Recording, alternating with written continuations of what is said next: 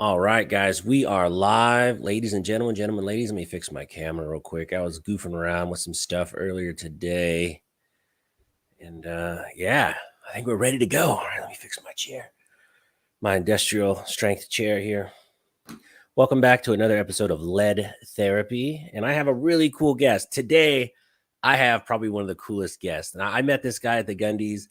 And immediately when I met him, I liked him and felt sorry for him at the same time because he's still behind enemy lines in California. The one, the only armed scholar. How's it going? I should have you do all my hype, like on all my intros.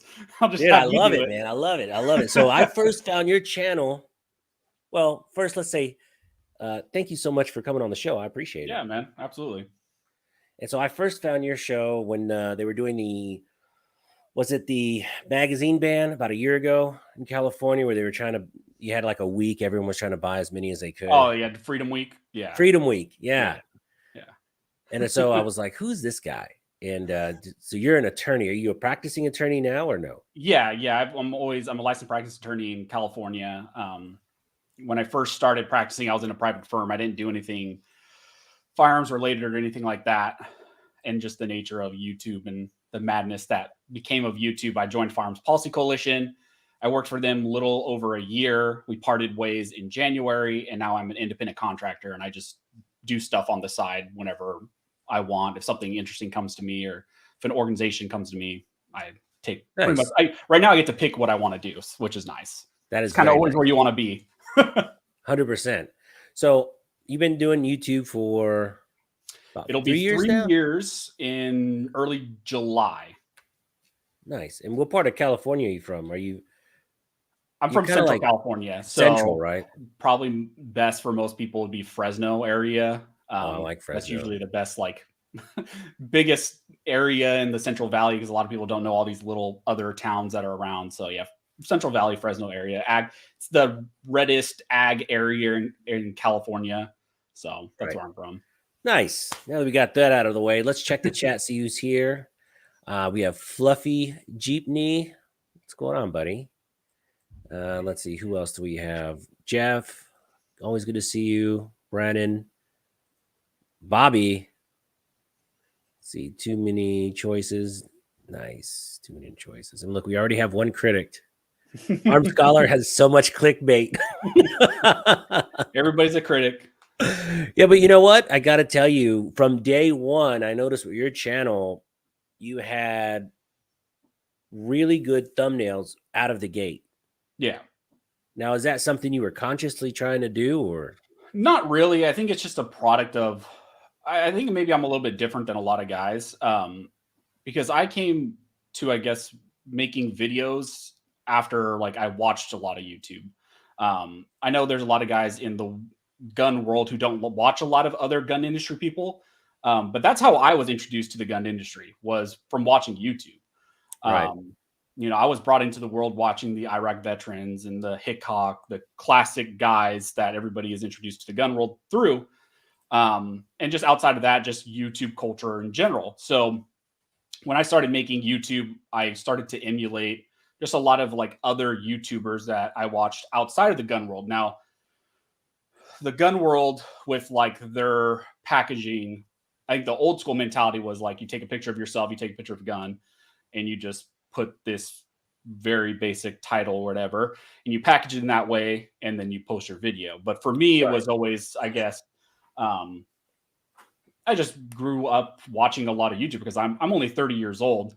And so I watched a lot of YouTube growing up. That's one of my even to this day, I still watch a lot of YouTube. So I think a lot of just what I had watched bled into the style of stuff that I do.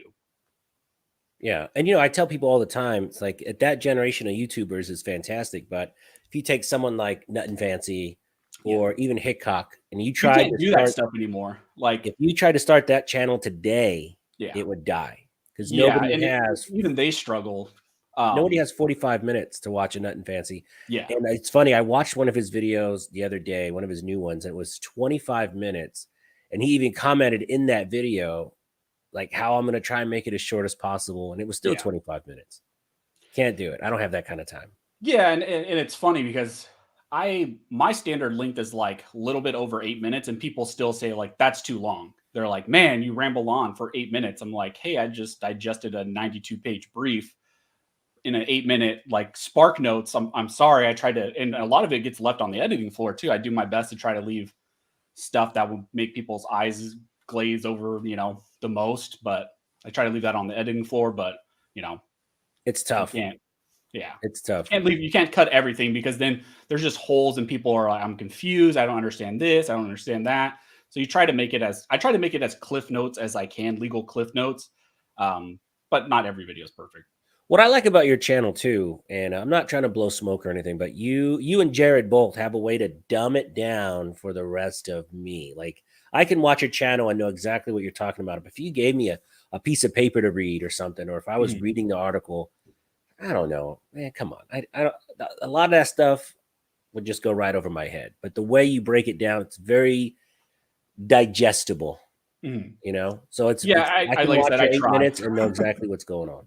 Yeah, I try, but even sometimes, like I'll get in the weeds on a subject, and when I'm editing, I'm just like, man, why did I ramble on for 10 minutes on this topic here, and I'll end up cutting it and leaving it on the floor, on the editing floor. So yeah, it's a process, still learning. Like I said, I've only been doing this 3 years, so if I look back on like videos I did 2 years ago or 3 years ago, I watched a bunch of them.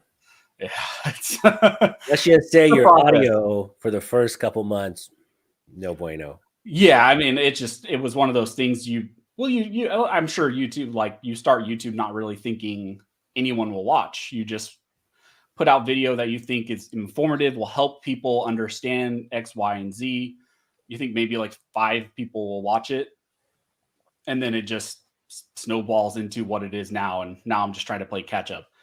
Yeah, I was amazed. The first time I saw like 100 people watch a video. I was like, wow, that's amazing. Yeah, I would think I was amazed at like 10. I was like, what is going on? I was amazed at the comments. They're like, hey, great video. I'm like, really? Okay. Yeah. But no one tells you when you start YouTube that you have to learn how to do lighting, editing, storytelling, composition. Yeah. There's so much that goes into it. It kind of scares some people away, but I still tell everyone, just start it. Just put your first couple videos out. Who cares? They're all going to be terrible. You're going to just always get a little bit better. Yeah, it's like the Mr. Beast philosophy. Just make every video as good as you can, and then it'll all kind of fall into place. Yeah, yeah. But I noticed you hit 10K and you hit 10,000 subscribers in 10 months. Did I? Yeah, that's pretty good. Yeah, I'm not even. I'm sure at that time I knew, but at a certain point it just snowballs to where you lose track. Like now it's just you just lose track of everything. Your channel is just doing gangbusters right now. Because when I met you, you were at 230,000 subscribers, 235. Yeah, we met in, was it SHOT Show? First time I think we met. Oh, briefly at SHOT Show. Yeah, we met briefly at SHOT Show. So yeah, I was probably about there, like 230, something like that. Yeah, and then now you're pushing it to 3. Yeah, it's probably gonna be like it's 270 right now. I'm making a push because I thought it'd be really cool to try to reach like 300,000 by 3-year anniversary. Probably not going to happen. Never say never, my man. Yeah, you never know. You get one video that just takes off, and you could always do a striptease or something. Get the ratings up. I don't think anybody wants that. I don't want that. Subscribe, or I'm gonna take more off. Yeah. All right. So everyone in the chat, please subscribe to Anthony's channel, Armed Scholar. If you're not a subscriber, I'm sure he'd appreciate it. He's making a hard push for 300,000 subs, and every sub counts. Yeah. Let's see. We have Los Flying Turntables. That's nice. Nuttin' Fancy's pretty awesome, but very hard to watch. He is, man. I watched like the first 2 minutes of Nuttin' Fancy, then like the last. I still watch him every once in a while. Sometimes, like, if like how we do, if we have products we're gonna buy or something like that, I'll naturally just do search bar. If I see a Nuttin' Fancy, I just like, okay, I'll watch that. Yeah, probably not 40 minutes though. I usually get about 20 minutes in, or I'll jump around. Yeah, I'll try, because like a couple years ago, he started going off on these tangents where he tries to tell stories and all that before. I'm like, look, man, do you like the gun? Cool. Why? Great. Yeah, I'll do it. Just a different style. It's just a completely different style. Yeah, like if I was high as a kite or something, I might sit there and watch a bunch of stuff. So Too Many Choices says, I'm a critic but fair. Ask Armed about JSD being shut down at some point. I know I just saw Jared talk about this a couple hours ago. Yeah. I've briefly just kind of looked at the cease and desist. I might make a video on it. I would just say check out Jared's video on it. I think he covered it really well. I think John Crump put out a video also on it. I know John's friends with them. I think he said in his video, so I would go watch those. It's pretty, standard right now. I think there's also a lot up in the air. Some people were saying they were raided, and JSD put out some sort of notice or something, I think, on their social media saying no, they weren't raided. Well, everyone wants to sensationalize it. It sells. Yeah. It sells. They came in. I was in my underwear, man. They had me handcuffed. And usually on those things, I like to wait a day or so, especially like when it's involving anything ATF going to a company, because it's just the information trickles real slow. We saw that with when Rare Breed got raided and Big Daddy Unlimited got raided. A lot of people were putting out videos, and a lot of the stuff came out to not be true. So it's just always better practice on that stuff. I kind of try to wait at least a day. All right. So Too Many Choices. He'll get back to you on that. Yeah. If you subscribe to his channel, watch his video. You got to do something on it. Something at least short, because that's pretty big news. Okay. My buddy Michael is the ATF coming after our Polymer 80s? He's asking for a friend because he doesn't have any. Are they coming after your Polymer 80s? No. I mean, I'm assuming you're talking about the new ATF rule on frames and receivers. I have probably multiple videos on my channel about that rule when they released it. Short and sweet about it is they are going after parts kits primarily focused towards FFLs. So it's kind of the seller aspect of it and the manufacturer aspect of it. So after it goes into effect like 120 days, I think it's in August, mid-August. Once that goes into effect, every time an FFL or a manufacturer is selling them or transferring them or handles them at any point, these parts kits, they're going to have to be serialized. They're going to have to background check on them. Your personal ones are safe right now. It's just going forward after that date, the parts kits are going to be regulated. But again, with the JSD thing, there's some questions about how, in fact, is the ATF interpreting what qualifies as a parts kit, and maybe multiple cells from a single seller could qualify. Yeah, something, he's selling it separately, but since he's selling all of it, it's from one website. So that's the question, and that's something I'm kind of waiting to see what actually is all involved. That's ridiculous. Yeah. Honestly, if people want to build their own guns, that's fine. I've never been a huge fan of Polymer 80s, just because by the time you do it and you add all the stuff to it, you're spending about the same as a regular gun. Especially those kits are skyrocketing right now too. So yeah, I don't know if I'm just lazy or if I just want a gun with some kind of warranty. I don't know. It was never like my jam. Yeah, I don't have any Polymer 80s. I mean, it's hard it's for 80%ers in California. It's next to impossible. Although this is just a product of California. I know you're originally from California, but here's just a little fact for some people in California with our handgun roster. My local gun store had an off-roster Polymer 80 that was serialized from the manufacturer that went into the secondhand market. They reached out to me and asked me if I wanted to buy it. I asked them how much, and it was going for $2,200. So that's the off-roster nonsense that happens in California. So we'll get to that. We'll get to that because that is insanity. This roster. No one bought it yet. It's slowly going. The price is going down. So I'm diamond hands, and I'm waiting for it to go down, and then maybe I'll buy it at some point. What would be your dollar? Oh, it's pretty much a Glock, right? It's maybe 1,400 just to say I have it. Maybe, maybe. But even that's like, bro, I can do so much more else with that money in California. Like me. But maybe. All right. Again, I will keep posting a link to Anthony's channel. Please like and subscribe. I'm sure he'd appreciate it. Lowe's Flying Turntables. We'd love to see some guitar. So you're a guitar player? No. So everybody always asks about those. My dad was a guitar player, and when he passed away, I got all those. So I'm trying to learn, but those were all his over there. Oh, I'm sorry. You guys don't want to hear me play. It's horrible. I'm still learning. All right, let's see. When is the next ammo run? I'll probably do one this weekend. I'm going to be heading around town and hitting a few different shops, but you can only go to the same place more than once. You can't be a one-trick pony. That gets kind of boring. Jesus says, Smash, what did you do with that Kel-Tec S2000? I'm selling it. It's just not my cup of tea. So I reviewed a Kel-Tec and I just hated it. I thought it was horrible. I don't know. You can't like every gun. For me, it's just not for me. I have a sub 2000 California compliant one with the fin grip. I hate it. I've shot it like 3 times. Hate it. Yeah. Hate it. And I don't have the time. I'd rather just, buy a staccato at some point. That's the goal. Yeah. Chicago Mike's here. Let's see. John Broderick. I was rated Amazon commissioned. And they still have. Oh, okay. Eric, will the California roster ever go away? That's the goal. That's hilarious. I mean, I guess to point you, I don't want to keep saying I've done videos on this, but I've done videos on it. Firearms Policy Coalition does have a handgun roster case that is going. The issue is that is settled precedent in the Ninth Circuit, the handgun roster. What does that mean, settled precedent?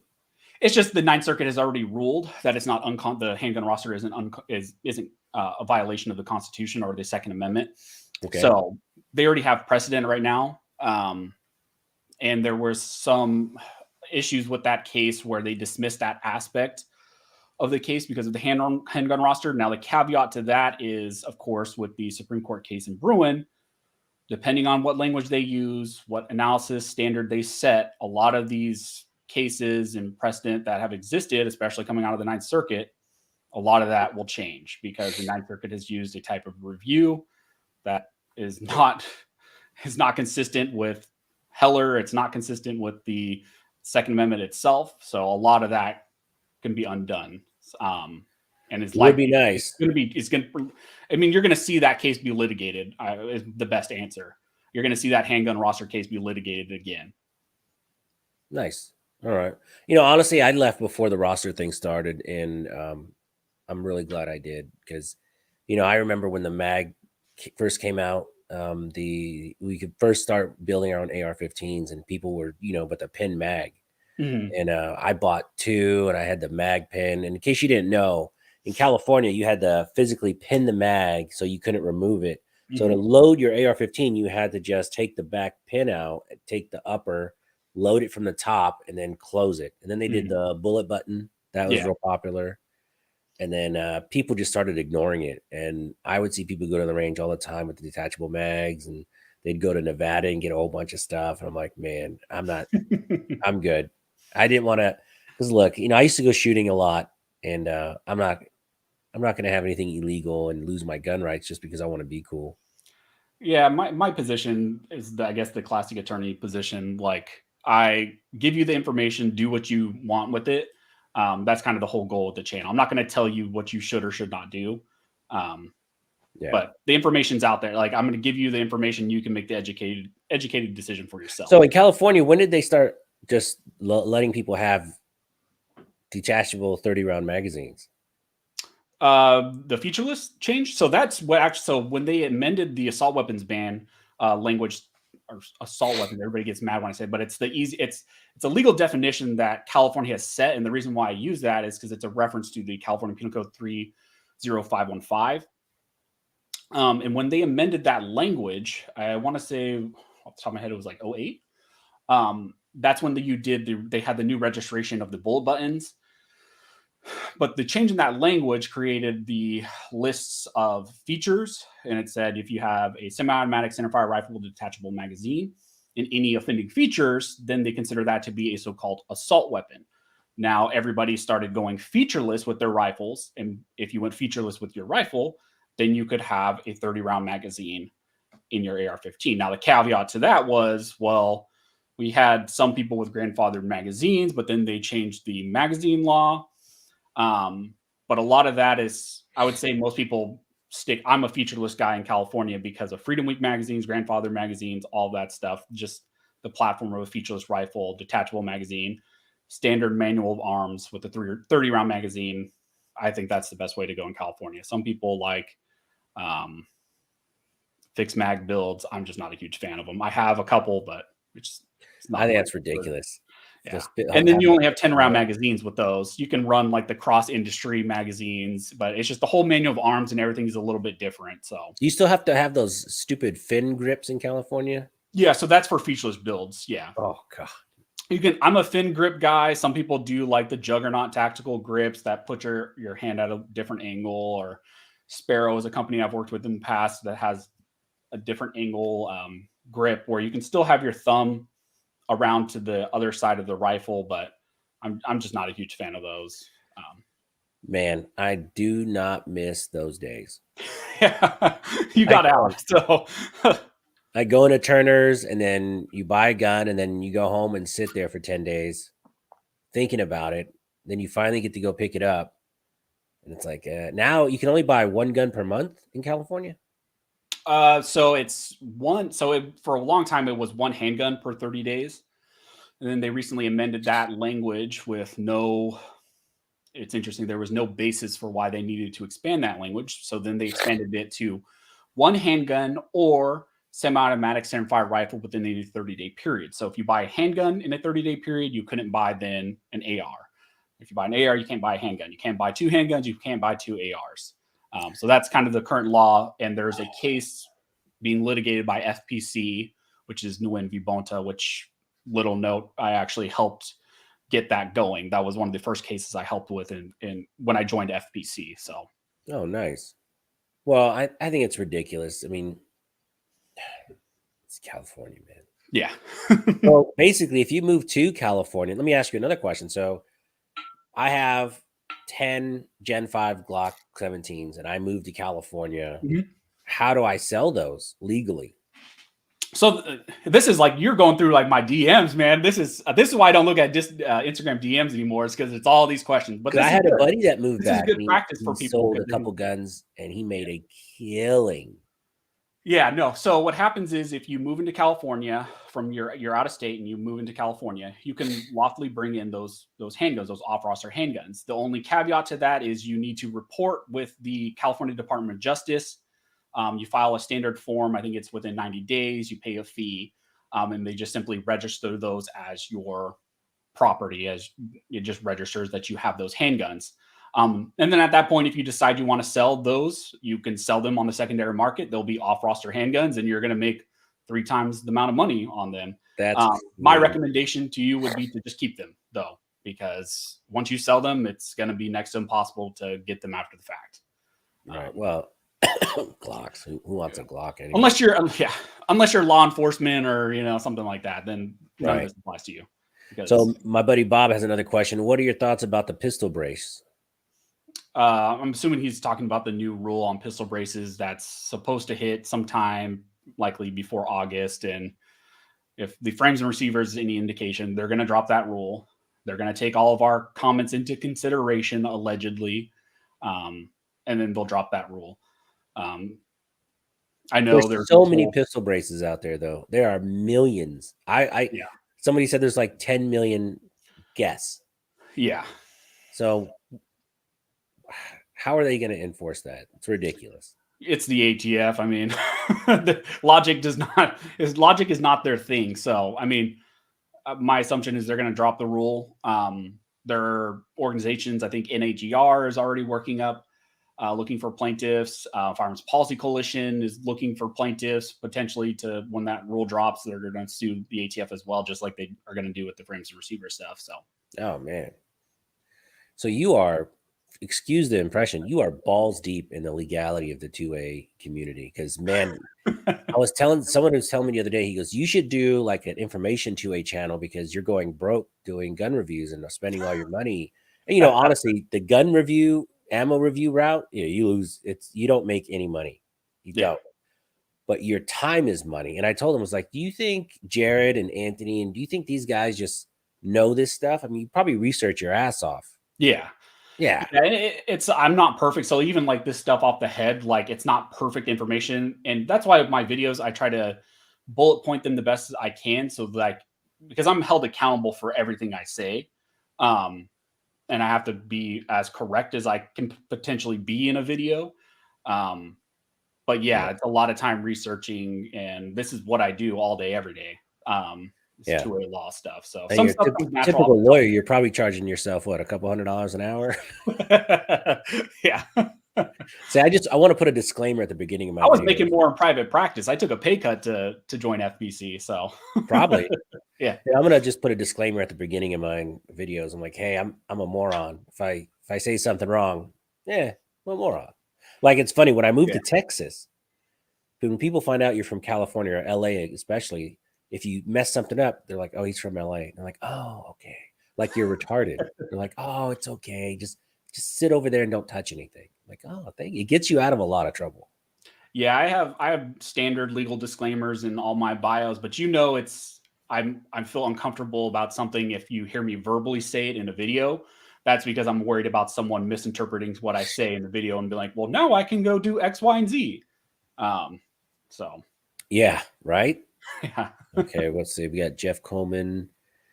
All right, let's see. Man, there's a lot of comments. John Doe, try to find a strike 80. It's impossible right now. All right. House of Lamar. That's a new guy. What's going on, buddy? We got Santi. I love Santi. She's hilarious.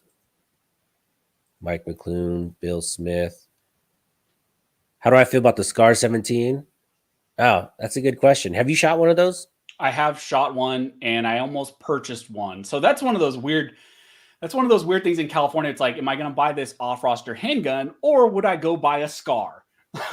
So, but I have shot a Scar 17. Yeah, I think they're heavy. Of course, in California. My opinion, I think they're kind of heavy and a little bulky. I don't know. They're a great gun. I would never pay that much for it though. Yeah, I mean it's ridiculous. They're absurd, but I mean they're cool. I wish I had one. I think it would be cool to have in the collection. They're great in video games. Yeah. But I don't think I would buy one. I mean, it's just I'd pay like $1,400 for one, maybe 12. I don't know. I just think there's better guns out there, for better priced guns out there, I should say. You have the right to remain guilty until proven innocent. Yeah, probably. Let's see. Anthony, who's Yogi? So this guy. So did you meet him out at the Gundys? That is my cameraman that I had with me. Oh yeah, he sat next to me at lunch. Yeah. So that's my friend. Funny. Hey, I want to apologize to this guy because I had monster breath that day. Right? And so I was dead tired, and I remember I was drinking a Monster, and I drank a Red Bull right after it before we went to go eat, and I was like, man, my breath, it's probably gonna kill somebody.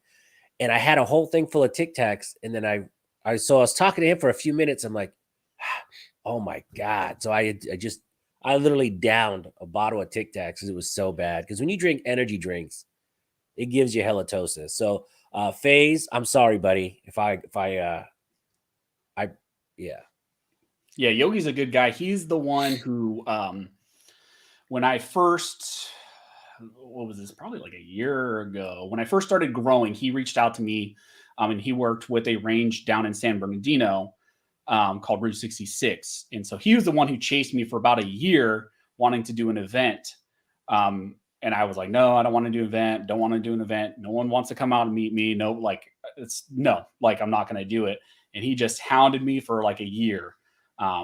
Eventually we did it. It was a huge success. It looks like we're going to maybe do it again this year in October. It's going to be with me and Reno May. That we did that last year. We called it Armed in May, but this year I don't know what we're going to call it because it's not in May. It just made a lot of logical sense to call it Armed in May when we held it in May, and also his last name is May. Right.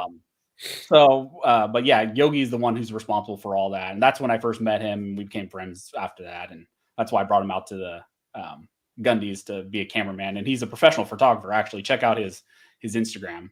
Yeah, I have his Instagram. Man, he takes some good photos. Yeah, he's like legit photographer. Not like I'm a photographer on Instagram. He's like a legit corporate photographer He's He works like transitioning. for automobiles, right? He does He like a lot used of to, yeah, used to. Yeah. Now he's more independent, but he just can get so much work because he's just in that world. So Yeah, because my channel originally started as a car channel, and nobody cares about those channels. Nobody cares. But I followed a lot. One of my buddies out in LA is Spam Subi. He does a lot of videography with cars. He's a big Subaru guy, but he takes very good photos. And man, I love it. I love that kind of stuff. Let's yeah, see, too many choices, foul for the win. his photography is amazing. All right, let's see. Let's see. Anybody else in the chat? Frosty says, does California have any cases fighting 922G1 non-violent felons to get their gun rights back? Off the top of my head, I don't know if there's anything coming specifically out of California. I do know there are various federal cases in different circuit courts that I think are going on, but I don't think anything out of California. Let me ask your opinion. If someone serves their time, should they get all of their rights back? So this is a great question, and this is one of those things that gets asked to me all the time. My personal opinion is that if you are a nonviolent felon, you serve your time, and you're released into public, you should have your rights back. You should not be stripped of your gun rights. Now, the caveat to that is, I know some people get scared about that. That's a very two-way thing to say. But I think people have fear about that because we are ignoring the fact that our justice system is just so horrible, especially here in California, because we're just releasing people who should not be released, and we are lowering people. So in the area I'm into, there's a lot of prisons. My dad was a correctional officer too for 20 years in Corcoran, which is a level 4 prison, really, really bad prison. Yeah. And a lot of what California is doing is they are actually decreasing these guys' classification. So they're taking level 3 guys, putting their points down, then putting them on level 1 yards, and they're letting level 2 guys out. And so the issue is that I think if we fixed our correctional facilities and our justice system, then a lot of people would have no issue with felons getting their rights back, because you would know the people who are going out on the street are 100% have served their time and are okay to go. So I had a friend do 2 years, just over 2 years on a 20-year stint. And I'm like, how did you get out? And he's like, hey, man. Yeah. I mean, if you're watching, I'm glad you're out. But let's see. Anybody else? I'm kind of a two-way purist. I think if you're out, you should get all your rights back. Yeah, I'm the same way. If you served your time, and if you're too violent to be in public, then you should be in prison. Yeah. But if you serve your time and you get out, you pay the penalty, then you should get it back. But like you said now, I mean, there's so many people, it's just a revolving door, especially like in New York. There is no, what's that bail? There's no bail. They just. Yeah, like no, yeah. They're not holding them for bail. Yeah. Yeah. Yeah, a lot of that's happening in California too. I think that's a lot of people's hesitation with those types of statements. Like, yeah, you should have your rights back. Their hesitation is because they know people who are not necessarily safe are being released onto the streets in 1-2 years. So. That too, and I guess now, as long as you steal under $1,000, you can just walk in to CVS. Everyone's complaining about the CVSs being closed down, and they're getting thousands and thousands of dollars stolen every day. So what do they expect is going to happen? The light's dimming. It's all right. You're still beautiful, man. Yeah. No, but it's crazy. So, I was born in LA, and the last time we went back, the homeless situation was just nuts. Seal Beach was crazy. I spent some time in Burbank. It was crazy. Torrance used to be a beautiful city. It's done. Lomita, San Pedro, Palos Verdes, great cities, but now they're just tore up. And it's not PV so much, but like surrounding PV. It's horrible. Yeah, you don't realize how bad it is. So when I went to law school, I was in Pennsylvania for 3 years. Wasn't sure if I was going to come back. Ended up coming back, and I remember the first day driving back into our town, just looking around, being like, man, this place is bad. Like, homeless people, just the area, just in general, just everything. It was just bad. Just in retrospect of what we had been seeing in Pennsylvania. It's just, once you're out and you get back in, you're just like, what in the world is going on? Yeah. How often do you make it up to Frisco? I haven't been to San Francisco in years. I do not go. Yeah, I went.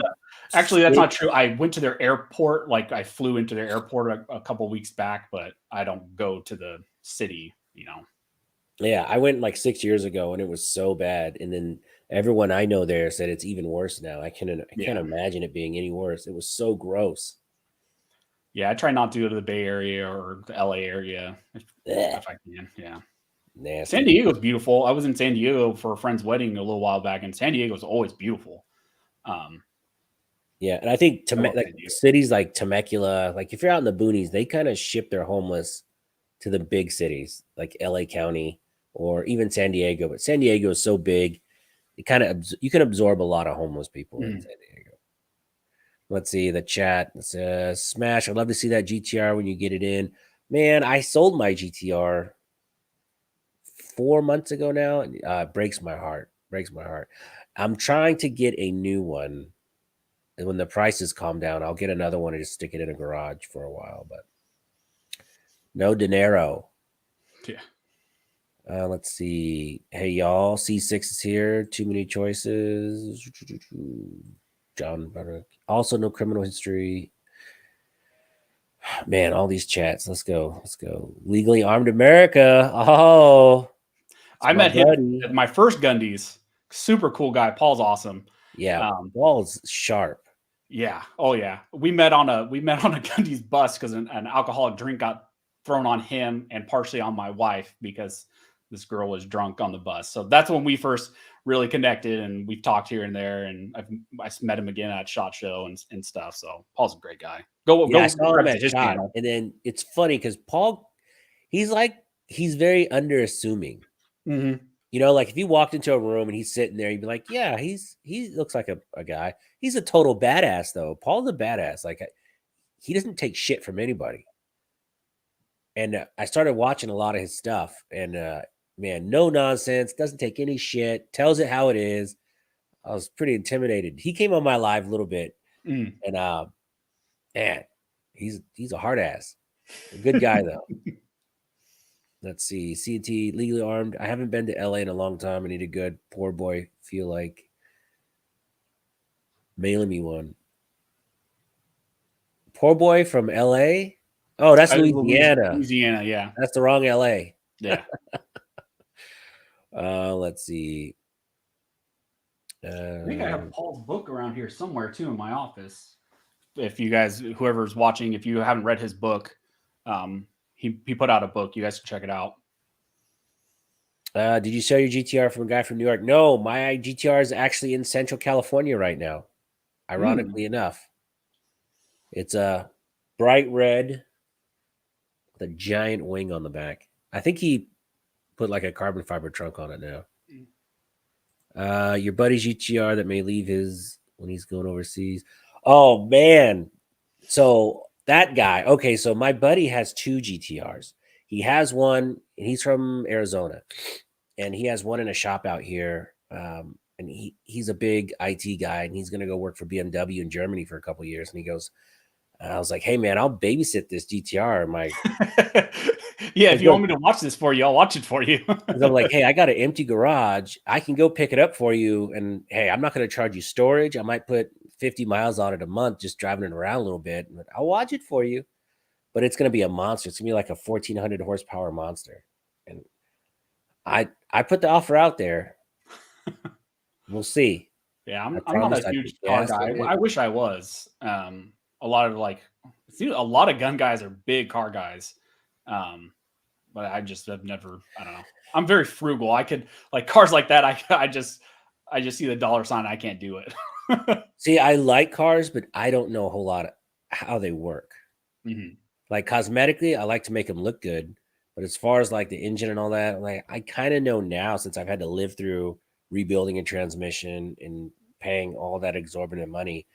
But I kind of just want to, just like with my guns, I just want to buy it done and then just go. Yeah.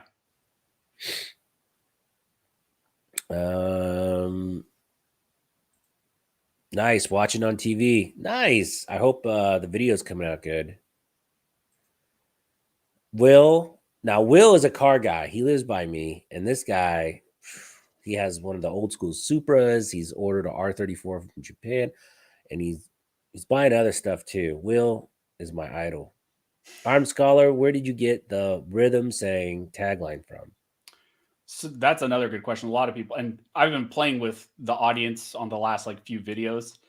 That started actually because of the community. That started because of my community. That started in my comment section. There was like a group of like, this was probably like maybe a year or two ago. There was just a group of people that would, every time I'd post a video, they would be in there immediately commenting like, we got to fuel Al Gore's rhythm. You got to fuel the algorithm. They would drop like gas cans and planes and fire emojis and all that stuff. And so that started because of the community. And I just saw it keep popping up so much that I then incorporated it in the video, and it just kind of become a staple. And then it's funny because you could always tell who the old audience is and who the new audience is, because the new audience doesn't get it. The new audience is like, what are you saying? Why are you saying that? But that is something that like started a long time ago and just kind of bled into the video as like an outro thing. Oh, I was kind of wondering about that too. Yeah. League of the Arm, thanks for the kind words, both of you guys. We're excited to see you both here. Never get to catch good live streams. Just watch yours on replay, man. Yeah, no, I need to go on his also. He had a rant one the other day. Masterpiece. He's pretty close to swearing, man. He was on the edge of it. I knew it. I know it. Yeah. I get email updates from Rocky Brass. CNT. It was ridiculous why we went after JSD. There's another one, but can't remember the name. Will says certain cars can be solid investment. That is very true. Oh, yeah. Real quick, guys, I'm going to put a link to his channel. If you're not a subscriber, he's trying to hit 300,000, which is mind-blowing to say that out loud. Yeah. 3 years and you're already almost 300K. It's crazy. Yeah, I was funny. I was talking to my wife, I think it was the other day, and I said, I was like, oh, I'm almost like at 200,000. And she was like, no, you're not. She's like, you're almost at 3. And I was like, even sometimes like my brain doesn't compute. It's weird. It's nuts, man. So when did you hit 100,000? Last year. Wow. Last year in like May. So there's two, guys, if you're watching, there's 2 ways to get really good on YouTube and get a lot of subscribers fast. You can show your ass or you can do good content. And since Anthony's not showing his ass, I did it first. Right? He's got good content. Subscribe to my OnlyFans. Yeah, right? Nice. Let's see. Accuracy firearm training. What's going on, man? Yeah, so if you guys aren't a subscriber, please open another window, subscribe, and subscribe to his channel. He'll appreciate it. Look at that. Vigilant 3030. That's a new name. Shooting Gallery, New England. This guy was supposed to go to SHOT Show, but he had responsibilities at home. I've heard him mention a few times. I don't know if I've ever watched his stuff, but I think I've heard him mention. He's one of the most genuine guys you'll meet. So are you coming to NRA show? Yeah, I'll be there. I'm assuming you're going too because it's near Houston, right? 20 minutes away. Yeah. Yeah, no, I'm going. I put out the announcement like on the end of one of my videos. The only reason I'm going is Jared from Guns and Gadgets is the one who talked me into doing it, because he said this is the only one of the best opportunities you have to like meet the audience, because it's open to anyone who's an NRA member. Anyone can go. It's not like SHOT Show. So that's the whole reason why I'm going, is hopefully to meet people, interact with people, and meet friends, hang out with people. So. I don't know. I told Jared I'd take him out for a tomahawk steak. I got the best place in town. Yeah, that's pretty much what I'm planning on doing the whole time, is just hanging out with everybody. That's the best. That's the most fun about like SHOT Show and all that, and all the events, is just hanging out with all the guys and girls and just having a good time. SHOT Show that was my very first SHOT Show. That was mine too. Yeah. Was it? Yeah. I'm new. You forget I'm new to this industry. Because when I started that first year, they didn't do SHOT Show because of the COOF. So they shut that down. And so I didn't get to go to that one. I probably even wouldn't have gone to that one anyways. I don't think I could have gotten in at that point. But yeah, that was my first SHOT Show. You could have got in. I mean, look at me. I barely have 15,000 subs. I got in. I'm my small mindset time. is not like that. I'm small time, man. But you should really go to NRA show. You don't have to be a member. Oh, I didn't know that. Yeah. Just get a media pass. You're media, my man. So that's how you get around that. Because I'm not going to join the NRA. Oh, I have a lifetime membership, so that's what. Because when I was in California, and I'd always see NRA in the news, it's about NRA is filing for West Virginia. NRA is fighting for Texas. They're fighting for South Carolina. NRA never, not once, and when I first got into guns, I ever heard NRA and California in the same breath, except that they were never there. Yeah, so that's, and I'll probably catch. It's one of those hard things too, because I've been associated with an organization in the past, and I do work with various other organizations. I've been very critical of the NRA on my channel, very critical of them. What I'm not critical of is the California local org, CRPA.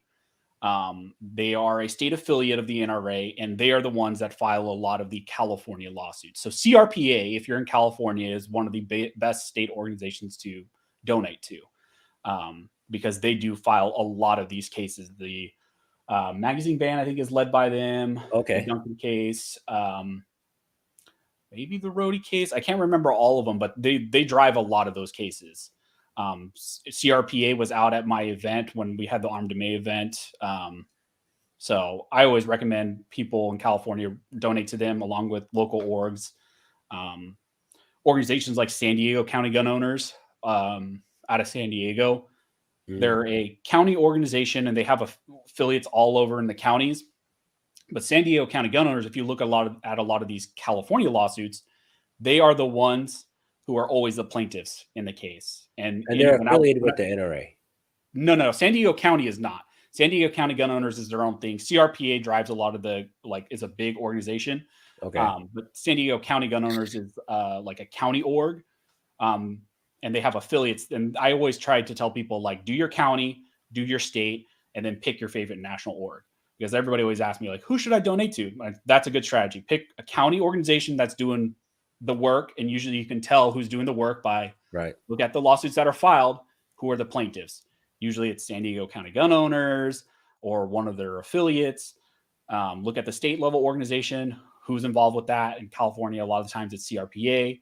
And then look at the national org, who's involved with it. Is it FPC filing the lawsuit? Is it NAGR? Is it GOA? That's how I go about, like, who am I going to give my money to? Yeah. So I was just going to wear my GOA hat the whole time. Yeah, I love GOA. GOA is awesome. I was going to see if, I don't know. They might frown on that. I don't care. No, but I don't blame, it's like people in Springfield Armory. People hate Springfield Armory because of decisions at a few at the top. Right. I don't hate the NRA. I just think, man, they really need to change the top down. I mean, they have a sickness in them. Oh, yeah. To be purged out. Yeah, they need to just be completely from top down. All those people need to just be let go. Bless you. Thank you. Thank you. So Mike McClune says, I heard there's going to be a change in the leadership in the NRA soon. I doubt it. Well, I mean, that's, and I think to me, that's the surprising thing. With all the stuff that's come out about Wayne LaPierre and his overspending and people associated with him, with all these disclosures that have happened, the fact that he has not resigned, or there's not been a movement within the organization to remove him and those associated who've engaged with that activity, that should signal to a lot of people concern. Right. There shouldn't even be a question that the leadership should be changing at this point. But it's not. And that's concerning. Yeah, it's really unfortunate. Let's see. Oh yeah. What happened with that recall? How did Californians get that so wrong? This guy is a tyrant. I have no idea. I don't know. I thought for sure he was out. Yeah, and it's hard because, like I said, the bubble I'm in, the area I'm in, is ag area. It's dairy. It's a red area. So everyone I knew was voting to recall him, but you have to deal with LA and San Francisco and in the coastal regions in California. And that's where the majority of the alleged voter base is. So, yeah, I mean, I was hoping, but it's California, so doesn't surprise me. Yeah, he who counts the vote wins. That is 100% true. We all found that out. You got to count that vote correctly. Yeah.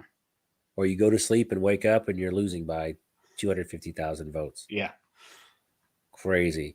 So I wanted to talk briefly about CCW permits in California. So when I lived there, I didn't even try because I had a buddy in Torrance and he tried to get a concealed carry and he went over and over and over and over again. And it just gave him the runaround. And he goes, don't even, if you're in LA County, unless you donate a lot of money or you have a really good excuse, like you're a jeweler or you work in a pawn shop, you got to have like a really good reason to get one. Yeah, But your good cause statement has to be very legit, or you have to be connected. Right. So how does the CCW works in like LA County compared to where you're at? Because you're more rural, you said, so it's probably a lot easier for you. So I would say I think to some degree LA County's changed a bit now. I think they're issuing a little bit more, but then there are little counties around LA, like I think Orange County does issue a lot of CCWs. San Bernardino issues a lot of CCWs. And like my area, like you said, in Central Valley, you can put self-defense down as your good cause and they'll issue. And that's all of just, if people don't understand, that's all a product of the May issue scheme that's in place in California, which leaves the discretion to the issuing agency to decide whether or not you are justified enough to be given a permit to exercise your God-given rights. So that's just all a product of May issue. Quick caveat, May issue schemes also being challenged in the New York State Rifle and Pistol Association v. Bruin case. So whatever happens in Bruin is going to impact California's May issue scheme and other schemes as well.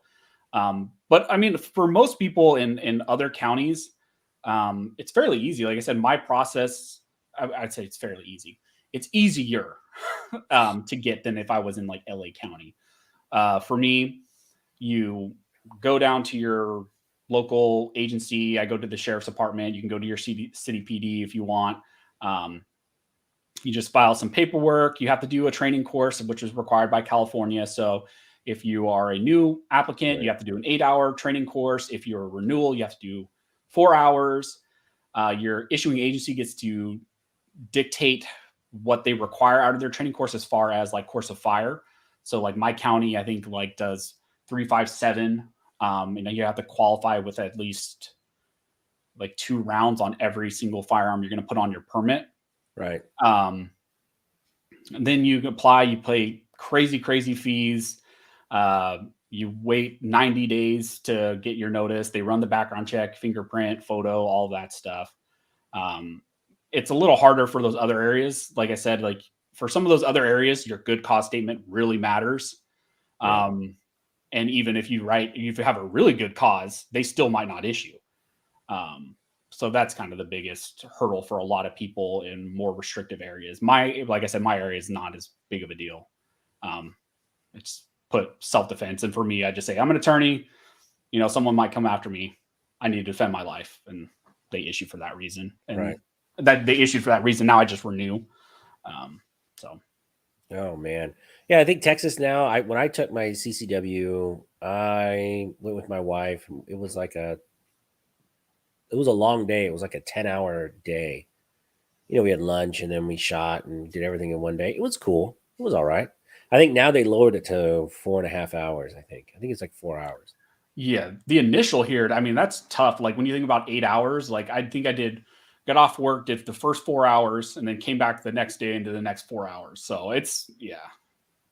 Does California still make you do? I remember when I bought my first pistol at Turner's, I had to do a handgun safety test. It was like the 20 questions. Yeah, if you have a CCW, you don't have to. But yeah, it's still part of it. And it was a joke, man. Sign a release paperwork that you did the whatever, and you did your firearms handling, and it gets sent to the DOJ. You have the firearm safety certificate. You also have to have, that's a test, multiple choice that you have to pass to be able to purchase.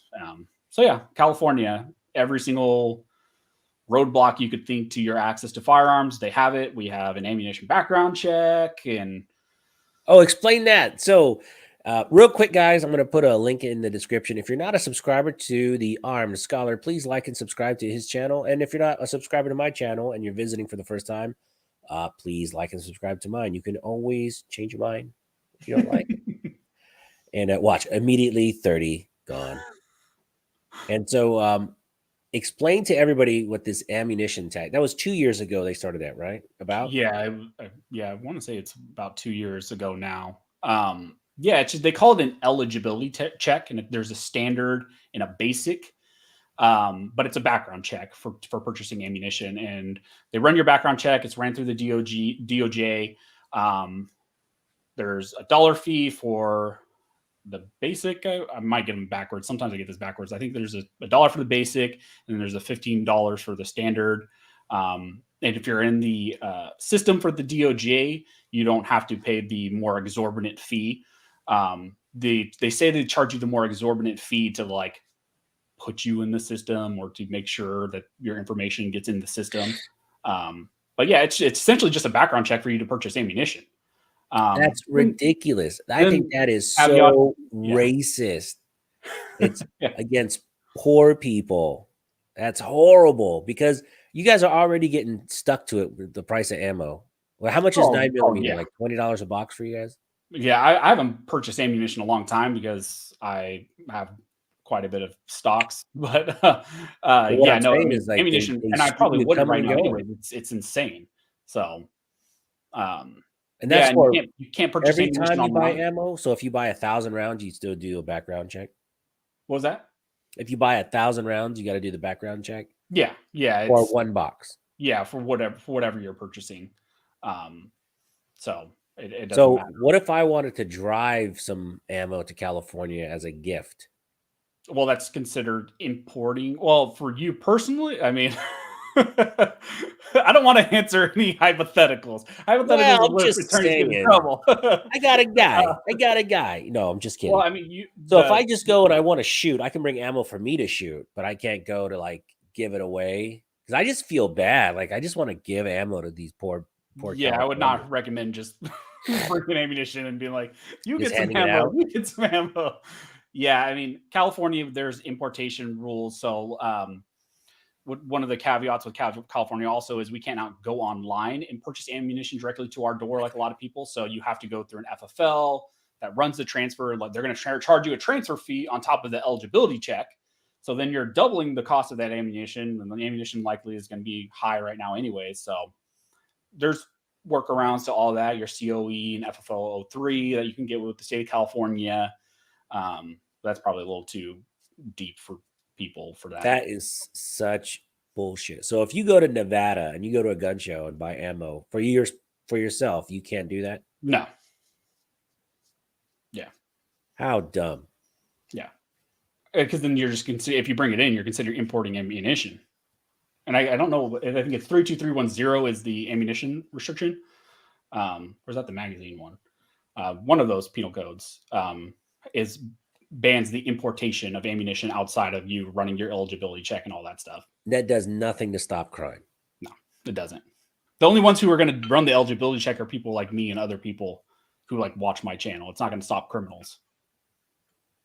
So dumb. So dumb. All right. Yeah. And New York, it's impossible. And even if you do get it, everything is illegal unless you're law enforcement. Left 16 years ago, never looked back. So yeah, so that's my next question for you, my man.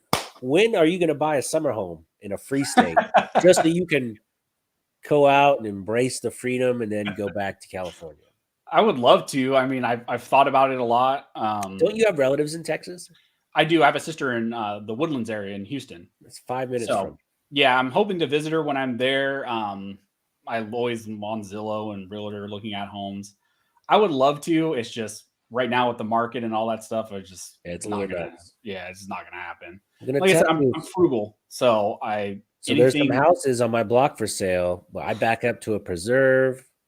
It's a cul-de-sac. The grade school's right there. Brand new high school just got built. So what you're saying is you want to start like a block of like gun YouTubers?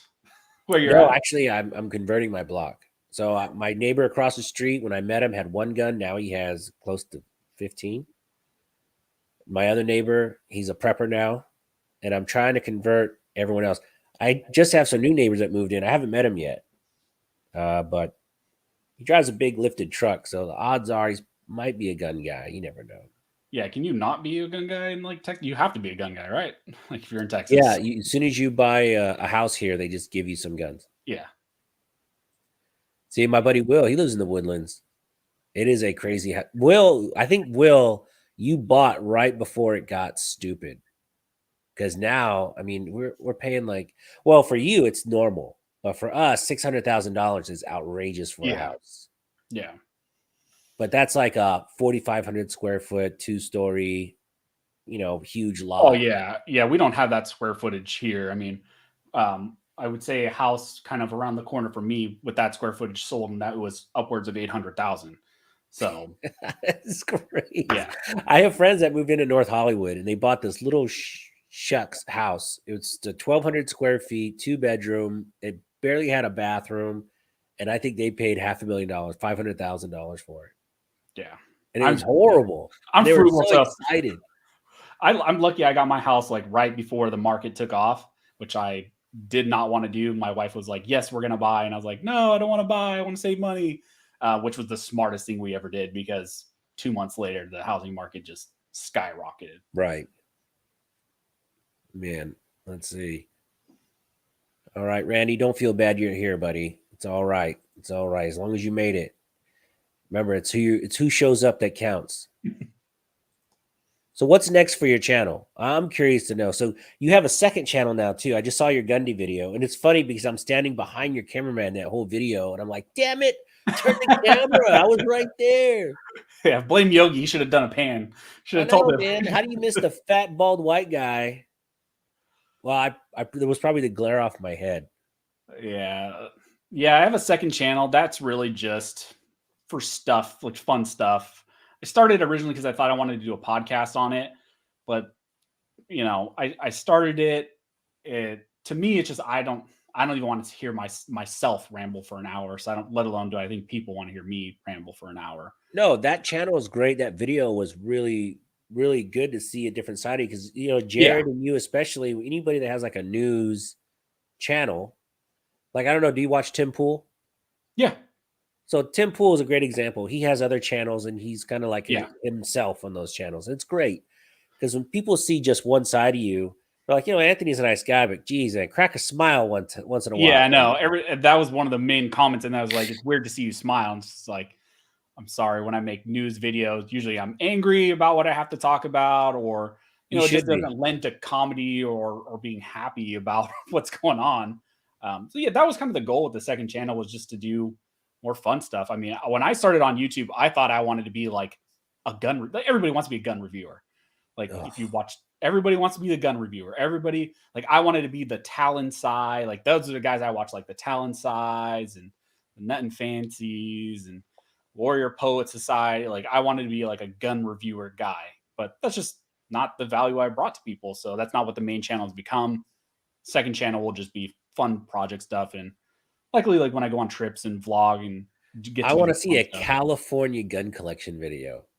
Yeah, I mean, I was thinking about I just built a California compliant Mark 18. I want to see like your top 5 California gun compliant. That would be a sweet video. Yeah. So I was thinking about doing stuff like that. I don't know how much demand would be out there for that. I'd watch it. Come on, man. I was talking to my friend Chris from Honest Outlaw, because he does all those top 5 guns or whatever. Yeah, Chris. I was going to take all my California stuff and take it out there to him and make him shoot them. Like, these are my top 5 California guns. No, you shoot them. Like, I don't think you'd like his responses. Oh no. I mean, he would be like, what is this shit? Yeah, it was cool. The Gundys, I watched Chris's channel a lot. Honest Outlaw. If you're not a subscriber, definitely subscribe to his channel. He is a no-nonsense gun reviewer. He doesn't give a shit if he gets the gun free, if a discount. If it sucks, he's going to tell you it sucks. Yeah. He is one of my favorite YouTubers that I watch. But like the Gundys, I was able to meet John Lovell, Warrior Poet. Dude, that blew my mind. That was the coolest thing. Next to me. Yeah, that was a highlight. That was a highlight of my trip was meeting that. Oh, hanging out with you, of course, but meeting Oh yeah, John. yeah. Meeting John Yeah, blew no, me away because I've yeah, watched him since he started. yeah. I met him. That was the first time I ever met him. Just brief conversation. Fun fact is, when I started my channel, the Arm Scholar name was based on the Warrior Poet name because I just watched his channel all the time. And I was like, well, man, that's a really cool name, like Warrior Poet Society. Like, and it kind of, he has this whole ethos behind like how it defines him and his community. And I was like, okay, I want to come up with something like that. And so I made this name Arm Scholar. Now, Brilliant in name. hindsight, I probably would change it. I'm not a huge fan Why? of the name. That's a I'm not a great huge, name. yeah, I'm just not a huge, I don't know, personally fan of it sometimes. But it just becomes a certain point, like it just that's how people know No, you. They don't that's. even know my real name anymore. So I think that's a great name. You don't like it? yeah, no, it's yeah. Yeah, not a huge fan of it. I mean, come on. So when you're talking to someone at SHOT Show, it sounds way more professional than "Hey, I'm Smash Time." Yeah, I Armed guess. Scholar sounds sophisticated. Yeah. Smash Time sounds like you want to get with a bunch of chicks. Yeah. Yeah. Sometimes like when I hear people like, oh, that's the Armed Scholar, it sounds like really pretentious to me, which I think that's what bugs me about it. Cause I'm not that type of guy. I'm like, if you meet me in person, like I'm very like understated. I'm not, you know, I'm still shocked that I have 300,000 subscribers. Like I still think I'm an absolute nobody. I'm not. I'm positive. Of course you got 300,000. I think your channel just going to keep like a rocket ship and going up because it's good stuff. It's short to the point. Why wouldn't it get 500,000-600,000 subs? Yeah. Maybe one day we'll see. Oh, right here. Nutty said 100 mags with 10 round capacity. Yeah. You're practicing your speed reloads. Yeah. Now that's funny. That's funny, Nutty. That was the best comment of the night so far. Yeah, the cross industry mags. So you use those for your 10 rounds each, and so I use those for my fixed mag stuff. And yeah, Hickok shoot. Oh, Hickok 45 shoot Cali guns. I would love that. Hickok messaged me one time, like on Facebook, and was like, "Hey, I like your channel." And I was like, "Oh my god, it's Hickok." And Yeah, I was doing a review of a store I like in Atlanta for the IV88. You know, I was up there for that. And I walk into the store and there's Hickok. And the manager was like, "Oh, I got 2 famous YouTubers here." I'm like, "No, you got 1 famous YouTuber. I'll be sweeping up in the back." Yeah. But he was really cool. We talked for a minute. And then during my video, he was trolling me. Like I was trying to do the interview with this lady, and then he starts walking in the back, picking up an axe, looking at stuff. And so I cut the video and he started laughing. He goes, "I'm just messing with you, man." It's a funny video. It's probably one of the funniest ones. Let's see. See, look at that. Armed Scholar is a genius name. Yeah, I'm glad you guys like it.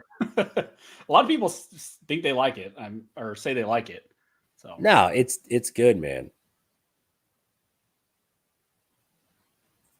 Smash, still been looking, no joy, no stock. Oh man, so I was at the gun range, and I left an ammo can with my my Uplula loader, and 3 of my Sig Legion mags in it at the range, and I went home. Yeah, you're not getting that back. And I think I left it on the bumper of my truck. Oh, I think I drove who knows off. where it's at? Yeah, it's somewhere on the freeway. It was 250 rounds and 9mm. I was like, damn it. Yeah. So I had to bite the bullet and get some more $50 Sig mags. Jesus.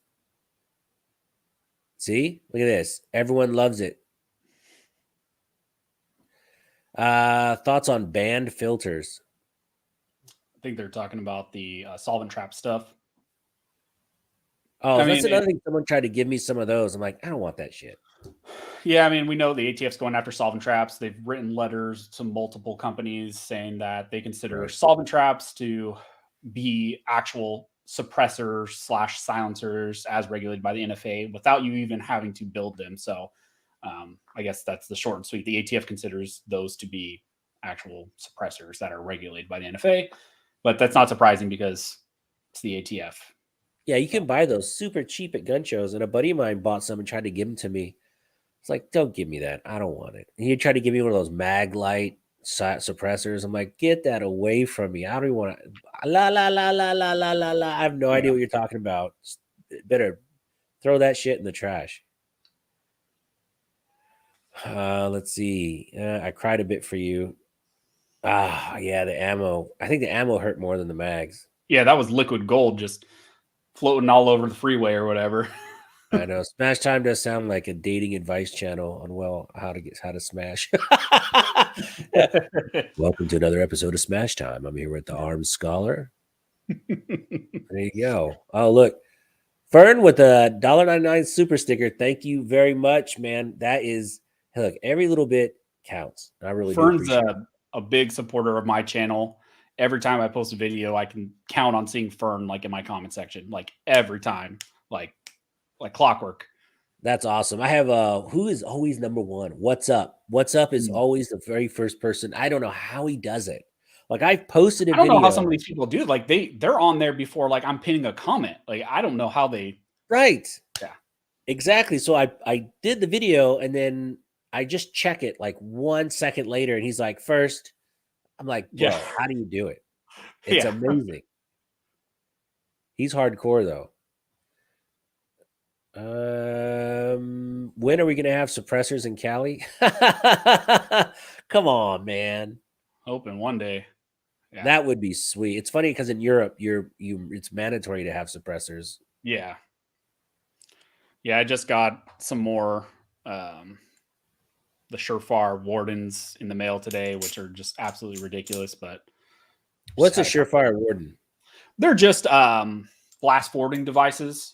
So like because when I run my featureless builds, they have to have comp on them or muzzle brake.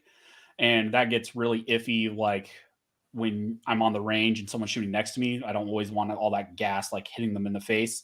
So I can put the Warden on there and it just directs that gas forward. So does it direct the sound forward too a little bit? Not really. Yeah, it's not considered a sound suppressor or a flash suppressor. So that's why you can have it on a featureless build. All it does is just redirect that gas forward. So I don't notice any noise mitigation. If you've been right next to a 50 cal or something or a 338 lapua when someone shoots it, holy smokes, the concussion and the which is rough too, because like I don't go to indoor ranges much, but when you do go to indoor range and you're at the like rifle range, everybody's shooting their featureless rifle builds and everybody's got a muzzle brake on, and it's just like you're indoors and they're just blasting your ears, like because everybody's shooting. So oh, too many choices. Texas banned face filters too. Yeah, I was hearing something about they had banned some kind of filters that a few states banned like iPhone filters or something because it I don't know. I haven't heard about that. That's weird. I heard something about it. I'll Google it later.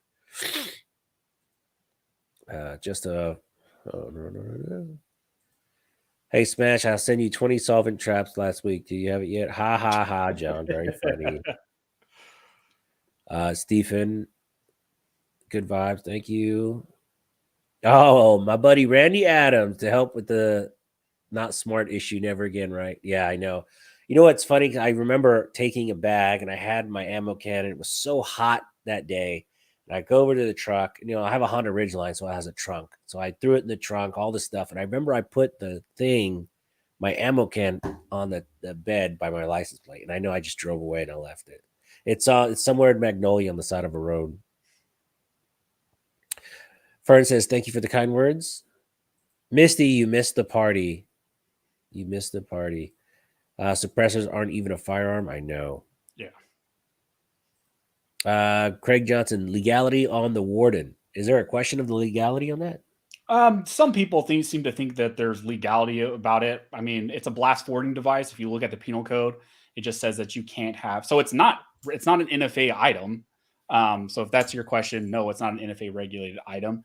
I guess the only question would be, could you put it on like a featureless build? The answer to that is if you look at the penal code, it says you can't have a flash hider or sound suppressor or whatever on your featureless build. And this is neither. It's a blast forwarding device. All it does is redirect the gas forward. So it doesn't mitigate sound or flash or anything like that. So yeah, I've wanted to check some of those out. There's a few companies, I forget the name of the other ones that make. To be honest, like for anyone outside of California, I mean, I guess try one. I really only find they're useful in California just for that purpose of if I'm shooting with someone next to me, I don't want all that gas hitting them in the face. So I'll throw it on, or I'll throw it on. Like if I have a fixed mag build that's shorter, I'll put one on just to add a little bit of weight to the front, because when you hit the button, it breaks the upper and lower. Just a little bit more weight up front just helps that a little bit. So I do it. Fixed mag lower. Oh, Yeah, I remember those days. yeah. When I left California, I couldn't wait I sold those immediately. Yeah, I joke with everybody all the time. Like the second I move out of California, I'm gonna make a video of me like going to the gun store, and it's gonna be something to behold of like what I'm buying, and then also just like the deconstruction of all the builds and stuff that I've had to this point. It'll be crazy. Yeah. Oh God, it's horrible. Nettie said, you lost that 15,000 subscriber ammo giveaway in the interstate somewhere. Yeah, probably. Yeah, congrats on the 15K. I don't know if Thanks, man. Man, it's a long road. How long have you been doing YouTube? Just about a year and a half. Yeah, that's pretty fast still for a year, like a little over a year. Well, I mean, my first couple, I used to do car videos, and I got maybe 30 subscribers in like a year. So I was like, car videos suck. Then I did my first ammo video and got like 500 subscribers in a week. I was like, what the heck? This is nuts. And so in 2 weeks, I had 1,000 subscribers and 7,000 watch hours. And then by January 1 of last year, I was already at 2,000 subscribers. And then I got to 10. And then at 10, I stopped doing ammo reviews all the time because, it's kind of a one-trick pony. You don't need to go to the same store every day. Yeah. And I started doing gun reviews, and I went, yeah. You can see it just. Yeah, it's more fun to do gun reviews, though. It's way more fun. Oh yeah, I always tell a lot of the guys that do gun reviews, like Honest Outland, them like their stuff looks so much more fun than mine. Like they're looking like they're just having a blast. Well, it might look funner, but who's sitting at 300,000 subs? I mean, but Chris has had way more. Yeah, but he's been doing it longer. Oh, yeah, he's been doing it forever. See, Chris has a lot of stuff going for him. He has the range is his backyard, which is great. Yeah. He's very charismatic. He's a nice looking fella. Yeah. And believe it or not, his wife adds a very good dynamic and balance to that channel. With her comments and her shooting the guns too, it adds a different viewpoint, he just has a very good formula for his channel. And that too, he's just a genuinely nice guy. And Chris is a great guy. Yeah. He's always doing shout outs to the Girls and Boys Club, or like, he's always, trying to get charities. If you don't want to give to me, give to this charity, which is very nice. Chris is a solid dude, solid as they come. Let's see. Any more questions for Anthony before he has to run? Drop it like it's Scott. He's another guy. He's out of Florida. Gun channels on YouTube are tough to grow. Yeah. Scott, are you coming to the NRA show? I hope you do. Yeah, if anybody's going to the NRA show and you want to meet me, I'll be walking around all 3 days. Please stop me, talk to me. That's the whole reason I'm there. You should walk around with like a fake diploma and the hat. If you're the armed scholar. Oh my God. That's your Christmas outfit or your Halloween outfit. I don't even mention it still surprised me. I guess not. I mean, there are still people who don't know that I'm an attorney, and I don't mention it really in my channel at all. When I first started, I did. It's because you're too likable. People hate attorneys. Yeah. So, but then I'll get random comments like, "Man, you speak really well. Sounds like you know what you're doing. Like, are you an attorney? Or you should be an attorney, or you should go to law school or something." I'm like, thanks. Like, how many times do you take the bar? Only once. Passed the first time. So is it as hard as everyone says? Yes. It has the lowest pass rate out of anywhere in the nation. I think when I took it, it was at like a 23% for first time takers, and then it decreases for second time takers. The pass rate is even lower, and then third. Oh, is it? Yeah, it decreases, and I think that's just because of the pool of people who are taking it. Like, if you didn't pass it the first time, statistically you're unlikely to pass it the next time. But I know plenty of attorneys that I've worked with personally who, took it 3-4 times, passed it on the third or fourth time, and they're great attorneys. It's the bar is not a gauge for whether or not you can practice law well. It's just, can you go through this hazing to join the club to become an attorney? That's really all it is. So in my field, I do international logistics, right? And in my area, there's customs broker license, which is just as hard. People say it's harder than the bar because no one ever passes it the first time. It's super rare. And it's so much you have to learn, and it's changing constantly with new laws, new regulations. And they're like, "You want to try it for it?" I'm like, no. Why would I? No, that's a horrible idea. But customs brokers, you can lose that license really easy. One big mistake could cost millions of dollars. Yeah. The big freight forwarders, they churn through those guys. They chew them up. It's unfortunate.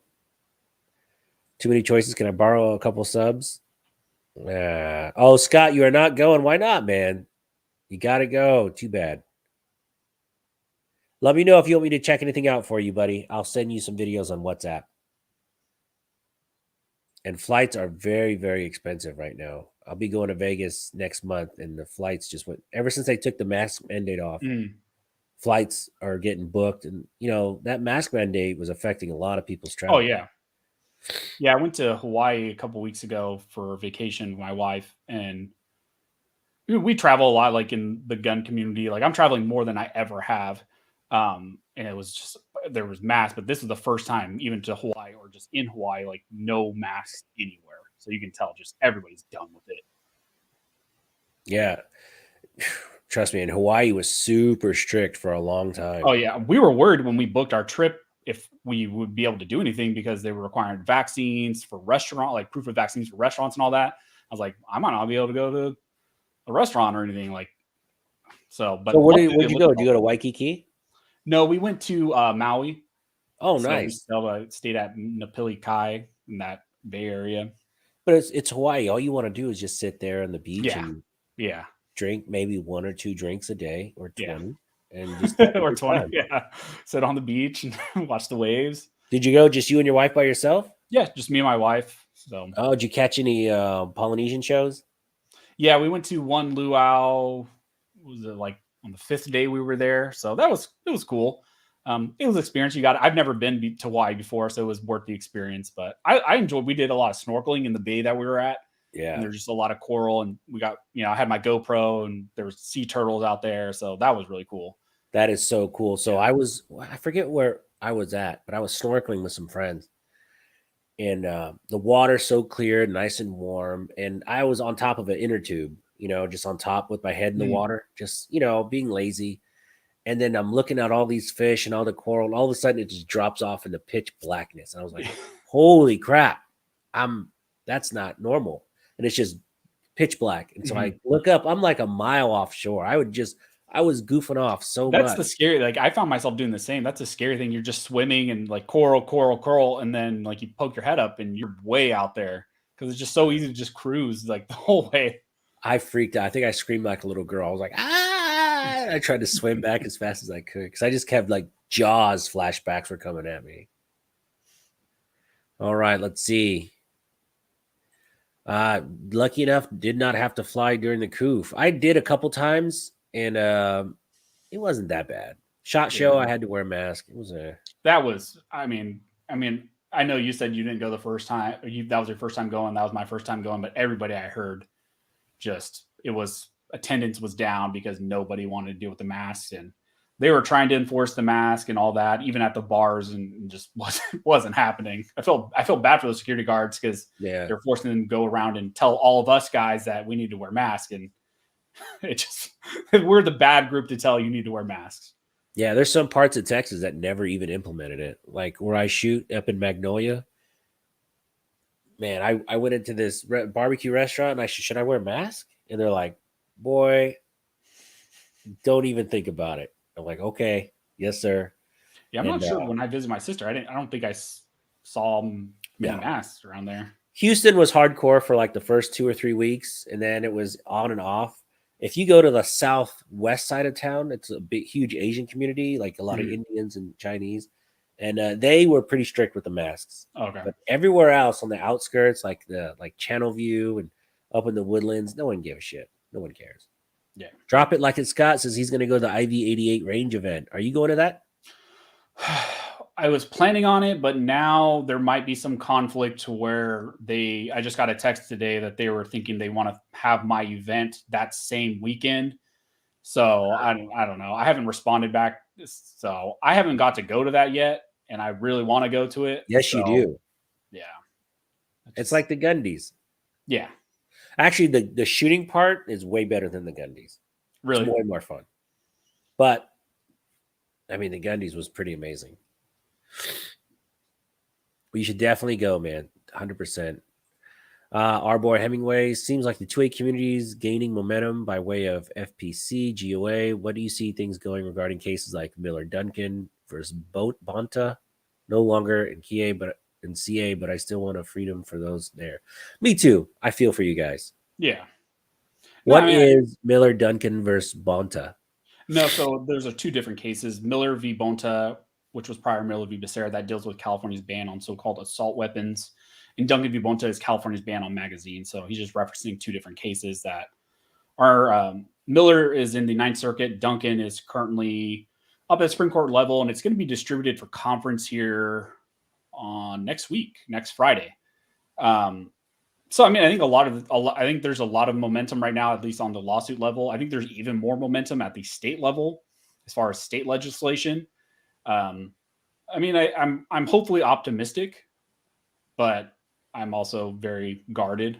So I'm hoping a lot of this will change. Yeah. And I'm hoping that the Supreme Court decision will give us a lot of ammunition to attack some of these cases better. And especially with the Ninth Circuit, the way that they like to analyze stuff, I think the Supreme Court, if they decide to do the right thing, will really help us to get rid of a lot of these laws in California and more restrictive states. But hopefully optimistic is my best answer. Knock on wood, man. I pray for you guys. Cautious, yeah. Who makes your favorite CA featureless grip? So I've tried them all.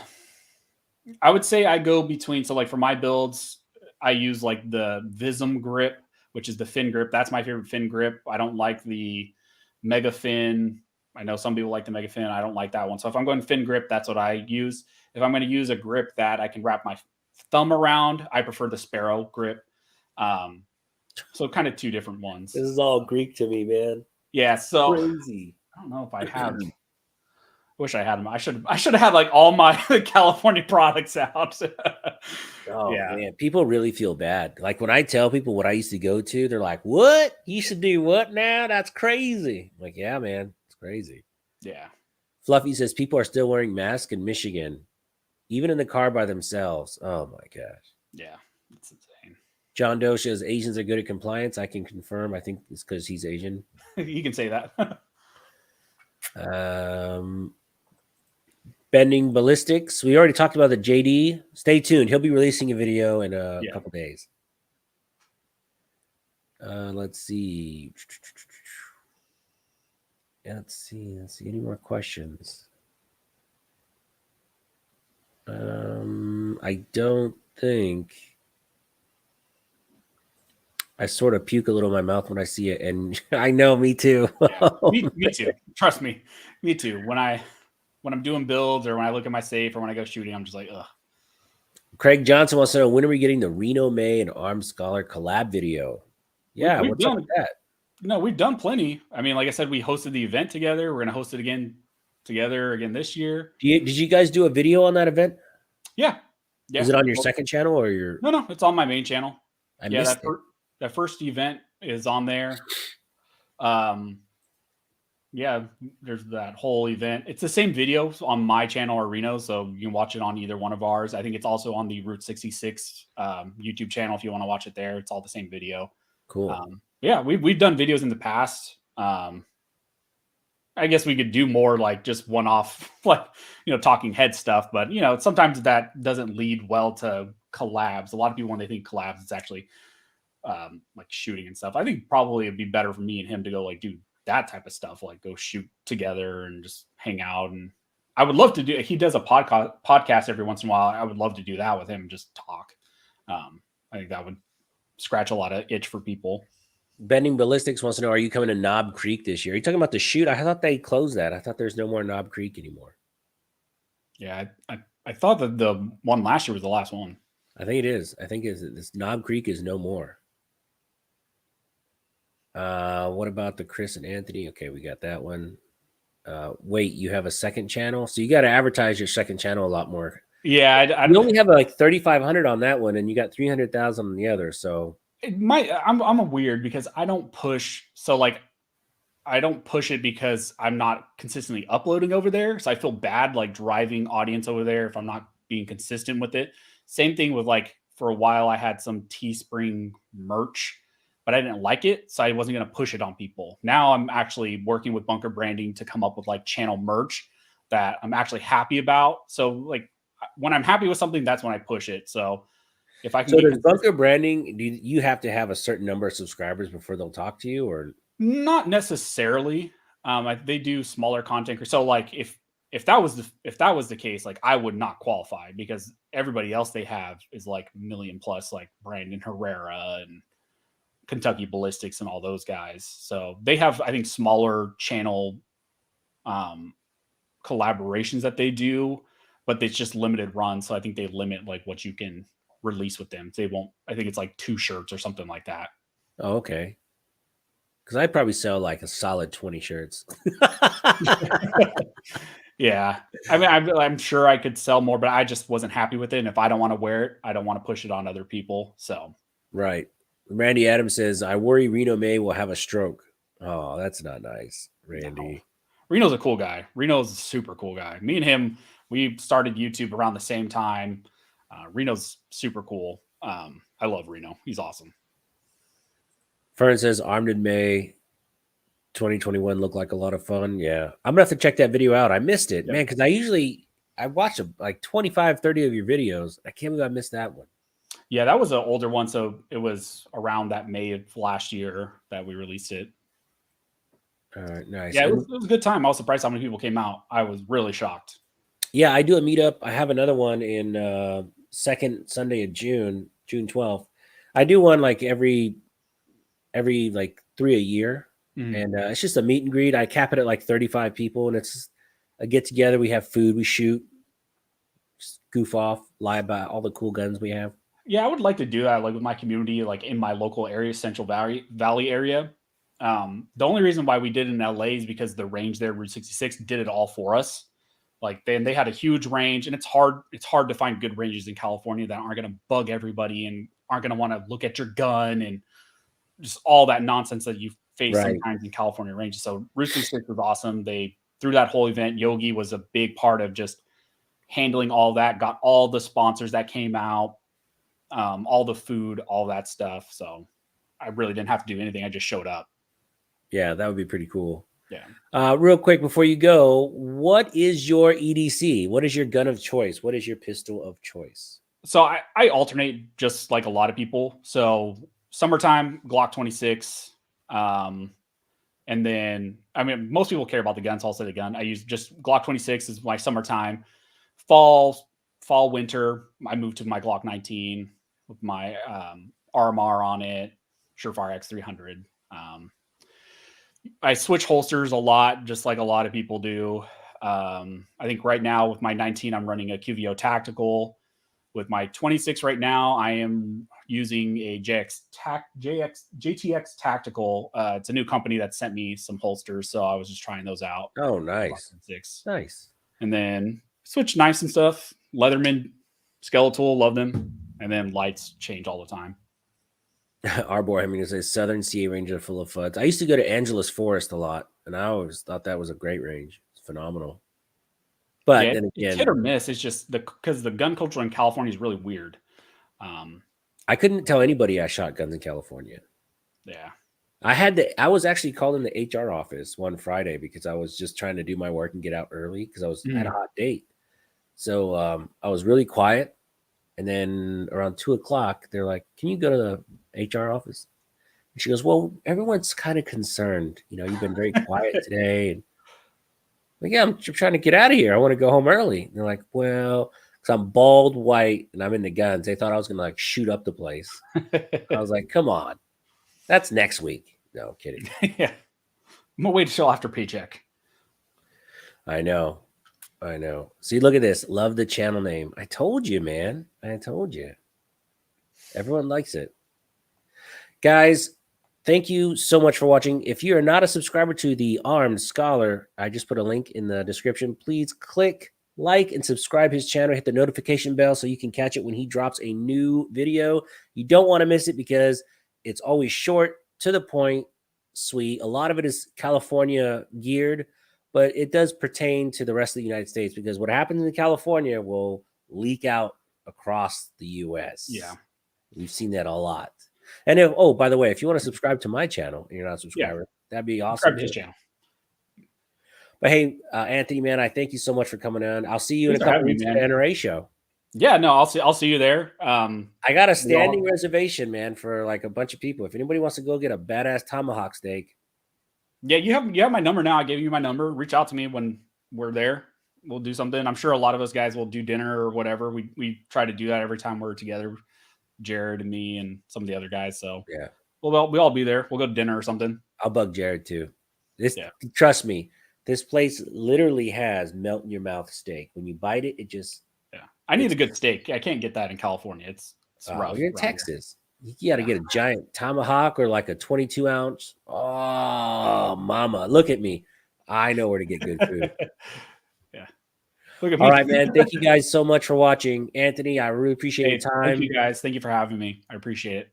Until next time, guys. We'll have Anthony on again soon.